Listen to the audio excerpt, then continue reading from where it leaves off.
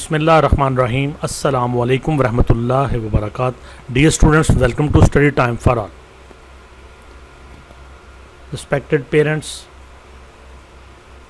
dear students,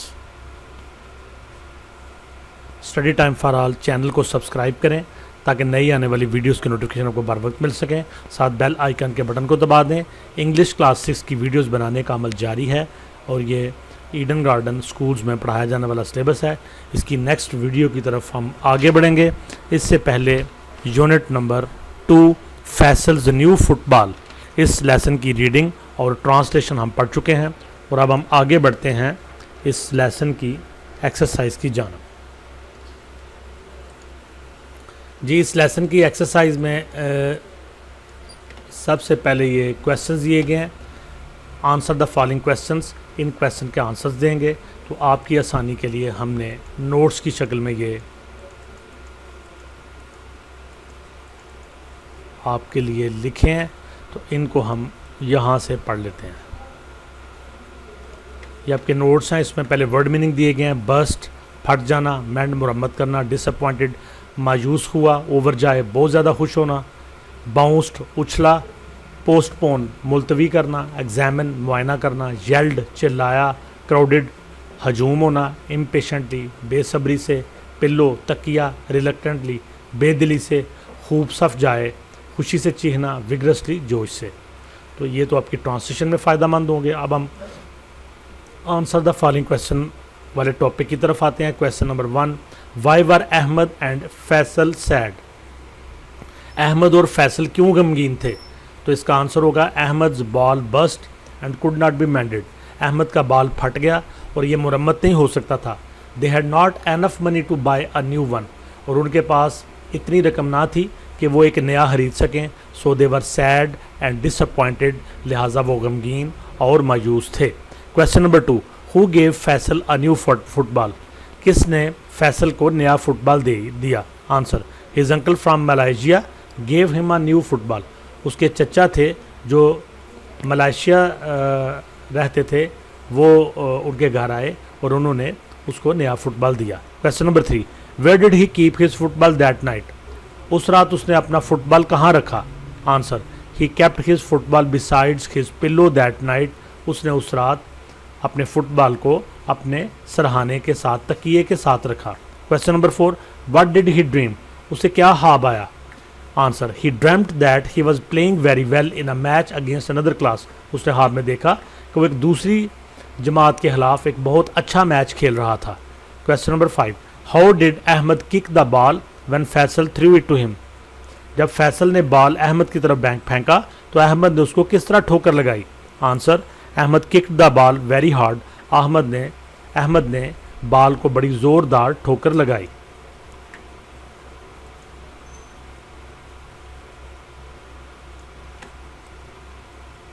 question number 6, why did Faisal run home with the football? Football को लेकर फैसल घर की तरफ कैसे दौड़ा? क्यों दौड़ा? Answer, Faisal could not bear to see his new ball being kicked so hard. जब फैसल ने देखा कि उसके बाल को बड़ी सख्ती से चोट लगाई गई है, ठोकर लगाई गई है, तो वो इसको बर्दाश्त ना कर सका। सो ही टुक दी बॉल, उसने बाल उठाया and ran home with it, और घर इसको उठाकर भाग गया। Question number 7, with whom did he play in the garden? बाग में वो किसके साथ खेलता था? Answer, at home Faisal played football with his younger brother in the garden. घर पर फैसल अपने छोटे भाई के साथ बाग के अंदर फुटबॉल खेलता। Question number 8, what were the boys doing in the field? बच्चे मैदान में क्या कर रहे थे? Answer, boys had found a football and were playing vigorously. बच्चों को एक फुटबॉल मिल गया था और वो बड़े जोशो खरोश के साथ खेल रहे थे। Question number 9, why did the game stop suddenly? अचानक खेल क्यों रुक गया? Answer, the game stop because the football had bust. खेल इसलिए रुक गया कि फुटबॉल फट चुका था। Question number 10, who said that he would go home to get his football? किसने कहा कि वो घर जाएगा और फुटबॉल लेकर आएगा? Answer, a boy who was watching the game. एक लड़का जो मैच देख रहा था, गेम देख रहा था। सेड, उसने कहा, that he would go home to get his football. एक लड़का जो कि गेम देख रहा था, उसने कहा कि वो घर जाएगा और फुटबॉल लेकर आएगा। Question number 11, why did the boys cheer Faisal? लड़कों ने फैसल के लिए क्यों तालियां बजाईं? Answer, as Faisal offered his ball to boys to play so he the boys cheered Faisal loudly. Faisal ने लड़कों को अपना बाल पेश किया कि वो इसके साथ खेलें, लिहाजा लड़कों ने उसके लिए तालियां बजाकर उसको दाद दी।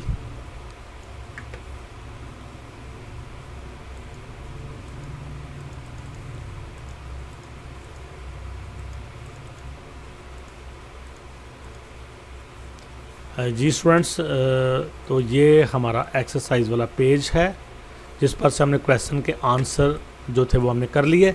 अब आगे देखते हैं B part, replace the underlined words in sentences with the following. ये नीचे कुछ सेंटेंस दिए गए हुए हैं और इनमें कुछ वर्ड्स को अंडरलाइन किया गया है और इनके जो हम मानी अल्फाज हैं, सिनोनिम्स हैं, वो दिए गए यहाँ बॉक्स के अंदर। Unwillingly, gave shouts of joy and praise, quickly and unexpectedly, put off energetically। और हमें कहा गया कि जो अंडरलाइन वर्ड हैं इनका मतलब जिस वर्ड के साथ मिलता है वो यहाँ से उठा के उसको इसके साथ रिप्लेस करें। तो नंबर 1 है Faisal gave Ahmed the football reluctantly. Faisal gave Ahmed the football reluctantly, Faisal ने अहमद को ना चाहते हुए बाल दिया। तो रिलक्टेंटली का मीनिंग यहाँ से देखेंगे तो यह है अनविलिंगली। विलिंगली का मतलब जिसमें रजामंदी शामिल ना हो, ना चाहते हुए, हिचकिचाते हुए। Number 2, the football bust and the game had to be postponed. Football फट गया और गेम को मुलतवी करना पड़ा। तो इसके लिए लफ्ज़ यूज़ होगा यहाँ से पुट ऑफ। पुट ऑफ किसी चीज़ को आगे टाल देना, ख़त्म कर देना और आगे डाल देना। Number 3, suddenly the game stopped. अचानक गेम रुक गई। तो सडनली का होगा क्विकली एंड अनएक्सपेक्टेडली। अचानक और जल्दी से कुछ का वाक़या हो जाना उसको सडनली कहते हैं। Number 4, they were kicking the ball vigorously. वो बड़े जोशो खरोश के साथ बाल को ठोकरे लगा रहे थे, तो इसका होगा energetically. Number 5, the boys cheered Faisal loudly. लड़कों ने फैसल के लिए ऊंची ऊंची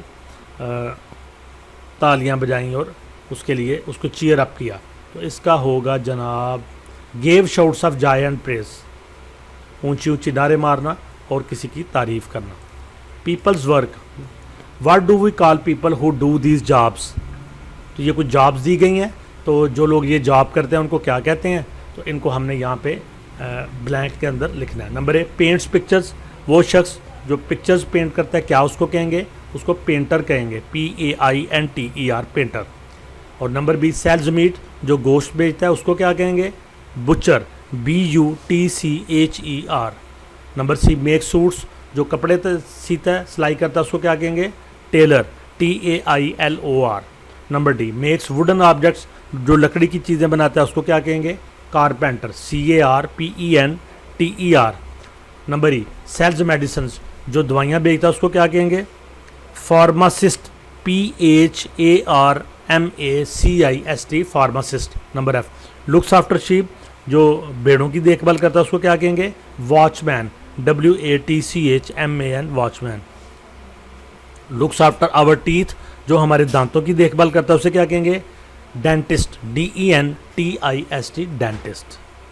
आगे चलते हैं पेज नंबर 17 पे। पेज नंबर 17 के ऊपर हमें दिया गया है सी एक्सरसाइज फाइंड द अपोजिट। तो ये वर्ड दिए गए, इनके अपोजिट अपने बताना। Number 1, rich. तो रिच का होगा पुअर। Number 2, happy. हैप्पी का होगा अनहैप्पी या फिर सैड। Number 3, strong. स्ट्रॉन्ग का होगा weak, WEAK, weak. Number 4, empty. Empty का होगा full, FULL, full. Number 5, top.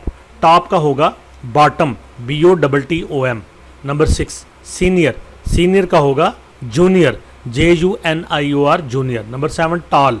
Toll का अपोजिट होगा short, SHORT, short. Number 8, hard. Hard का अपोजिट होगा soft, SOFT, soft. Number 9, over. OVER, over का होगा कोई चीज़ ओवर हो जाना, ख़त्म हो जाना, तो इसका अपोजिट होगा start, START, start. Number 10, beautiful, खूबसूरत। इसका अपोजिट होगा अगली, UGLY, अगली, बदसूरत। Number 11, master.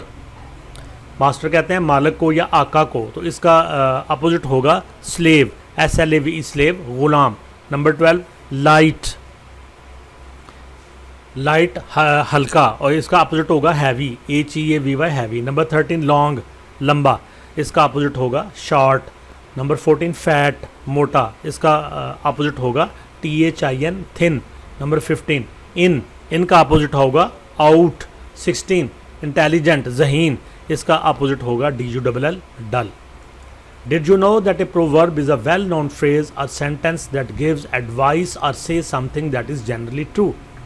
तो कुछ प्रोवर्ब होते हैं, ये वेल नोन फ्रेजेस होती हैं या सेंटेंसेस होते हैं। तो फ्रेजेस और सेंटेंसेस आप पढ़ चुके हैं कि जो सेंटेंस होता है कंप्लीट सेंटेंस होता है, फ्रेज जो होता है वो अधूरा सेंटेंस होता है। तो जो प्रोवर्ब होते हैं ये या तो फ्रेजेस होती हैं या सेंटेंसेस होती हैं, और ये बड़ी मशहूर होती हैं, हर कोई इनको जानता है। दैट गिव्स एडवाइस, इनके अंदर कोई नसीहत की गई होती है, और से something that is generally true, या ऐसी बात कही गई होती है जो आमतौर पर दुरुस्त होती है। तो D exercise match the proverbs with their meanings. तो इधर प्रोवर्ब दिए गए हैं, साथ इनके मीनिंग दिए गए हैं, तो आपने प्रोवर्ब को मीनिंग के साथ मैच करना है। तो सबसे पहला proverb, action speaks louder than words. तो जो हमारे एक्शंस होते हैं, हमारे अमाल होते हैं, स्पीक्स लाउडर, वो काम बोलते हैं दैन वर्ड्स, अल्फाज के मुकाबले में। जो बातें हम करते हैं तो वो अहमियत नहीं रखती, बल्कि वो जो काम हम करते हैं वो बोलते हैं। तो इसका आंसर हम देखने की कोशिश करेंगे। हाँ, ये what a person does is more valuable, जो इंसान कुछ काम करता है वो ज़्यादा कीमती होता है दैन व्हाट ही सेज, जो कहता है उसके मुकाबले में। जो कहता है उसके मुकाबले में जो शख्स जो करता है उसकी ज़्यादा वैल्यू होती है। Number 2 charity begins at home, खैरात का काम जो है वो घर से शुरू करना चाहिए। Charity begins at home. तो ये हम अब यहाँ से देखते हैं कौन सा आंसर है। First we must help our family, सबसे पहले हमें अपने ख़ानदान, अपने करीबी लोग जो हैं उनकी मदद करनी चाहिए। Number 3 beggars can not be choosers, जो बैगर्स होते हैं, फ़कीर होते हैं, भकारी होते हैं, कैन नॉट बी चूज़र्स, वो चीज़ों का इंतखाब नहीं कर सकते। जिसके जेब में पैसे होंगे वो बाज़ार जाके अपनी मर्ज़ी की चीज़ लेगा, लेकिन जो भकारी होगा वो अपनी मर्ज़ी की चीज़ का इंतखाब नहीं कर सकता। People who bag can not give their opinion, जो लोग भकारी होते हैं, भीख मांगते हैं, वो अपनी राय नहीं दे सकते। Number 4 be easier said then done, कहना आसान है करना मुश्किल है। बी ईजियर सेड, कहना आसान है, दैन डन, करने से। तो कहना आसान करना मुश्किल, तो इसका होगा जनाब it is much more difficult to do than to talk about, किसी चीज़ के बारे में बात करना आसान होता है और उसको करना जो है वो मुश्किल होता है। Number 5 no pain no gain, अगर आप तकलीफ़ नहीं सहेंगे तो आप कुछ हासिल नहीं करेंगे। तो ये है जनाब, you need to work hard, आपको सख्त मेहनत करना पड़ेगी if you want to achieve something, अगर आप कुछ हासिल करना चाहते हैं। Did you know that an idiom is a group of words whose meaning is different from the meanings of the individual words. क्या आप जानते हैं कि ईडियम क्या होता है? ईडियम एक ग्रुप ऑफ वर्ड्स, अल्फाज का एक ग्रोह होता है, मजमुआ होता है, जिसके मीनिंग मुख्तलिफ होते हैं उसके इंडिविजुअल वर्ड्स के मुकाबले में। Let the cat out of the bag, बिल्ली को थैले से निकालना, इज़ एन ईडियम, ये एक ईडियम है। Meaning to tell a secret by mistake, इसका मतलब है गलती से कोई सीक्रेट बता देना। तो ये नीचे एक्सरसाइज दी गई है, आपको ईडियम की समझ आ जाएगी। Match the idioms with their meanings, idioms दिए गए हैं, मीनिंग्स दिए गए हैं। तो जो ईडियम्स हैं आप देखेंगे कि उनके अपने अल्फाज का मतलब, अगर इंडिविजुअल उनका मतलब ये रहे तो वो कुछ और बनता है, लेकिन हकीकत में मीनिंग कुछ और है। अ बेड ऑफ रोजेस, तो इसका लफ्ज़ी मतलब है फूलों की तैयारी। तो अ बेड ऑफ रोजेस का जो हकीकी मतलब है वो है an easy and comfortable place, आसान और आरामदेह जगह को अ बेड ऑफ रोजेस कहते हैं। लेकिन अगर इसका अपना मतलब लेंगे तो इसका मतलब है फूलों की क्यारी। As clear as a bell, इतना शफाफ जैसे घंटी की आवाज़।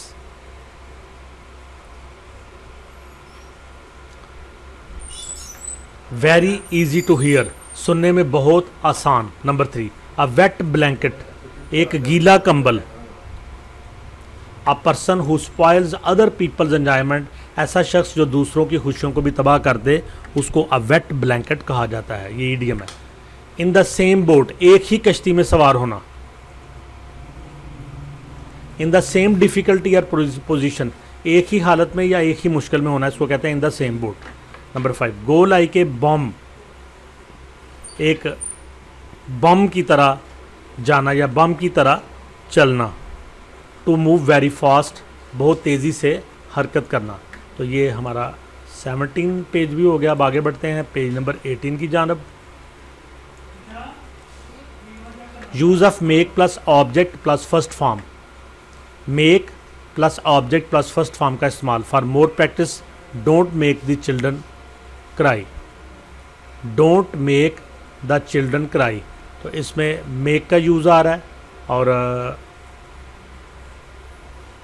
ऑब्जेक्ट है और फर्स्ट फॉर्म ऑफ वर्ब है। Don't make the children cry, don't make the pupils clean the tables, don't make the labourer carry heavy weight, don't make him write a letter, don't make them vacate the house, don't make him apologise, don't make her cook the meal, don't make him sing a song, don't make them laugh, don't make her wash the pots, don't make him right on the blackboard, don't make the boys throw the stones at the frogs, don't make Kashif kick the football, don't make Numan operate the computer, don't make the boy row a boat, don't make the children swim in the deep water। तो जी students, यहीं पे हमारी exercise खत्म हुई। Video को like करें, comments दें, दोस्तों के साथ शेयर करें और study time for all channel को सब्सक्राइब करें। इंशाल्लाह नेक्स्ट वीडियो में आपसे दोबारा मुलाकात होगी। तब तक के लिए अल्लाह हाफिज़।